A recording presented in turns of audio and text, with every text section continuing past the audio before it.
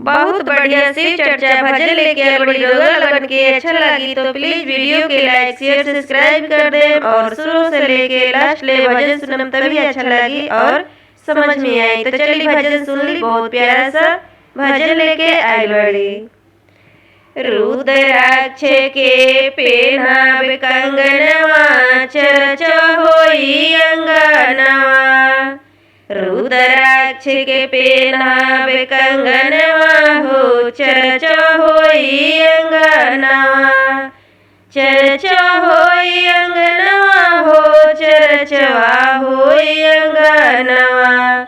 रुद्राक्ष के पेनाब कंगनवा हो चरचवा होई अंगनवा।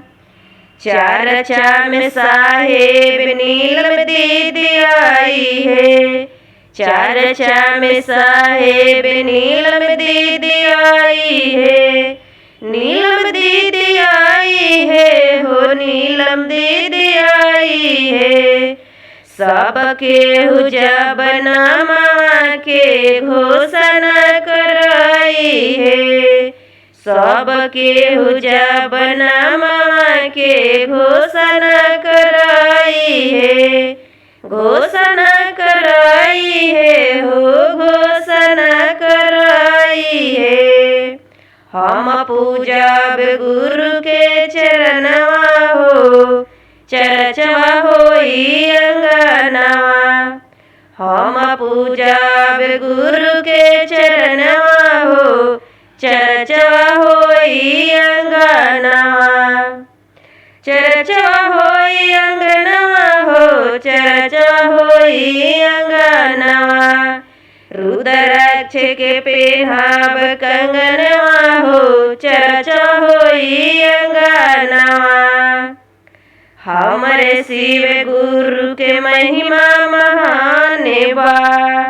हमारा शिव गुरु के महिमा महान बा। महिमा महान बा हो महिमा महान बा। दानियों में दानी हमरे गुरु के नाम बा। दानियों में दानी हमरा गुरु के नाम बा। गुरु के नाम बा हो गुरु के नाम बा।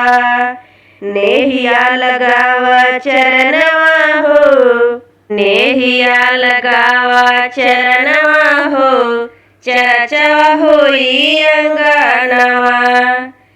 पहिला में दया मांगब दूसरा में चरचा।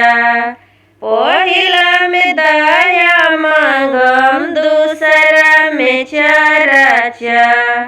दूसरा में चरचा हो दूसरा में चरचा। गोंग में बाट देहब चरचा के परचा हो। गोंग में बाट देहब चरचा के परचा हो। तीसरा में करब नमनवा हो चरचा होई अंगनवा। तीसरा में करब नमनवा हो चरचा होई अंगनवा। रुद्राक्ष के पेनाब कंगनवा हो चरचा होई अंगनवा।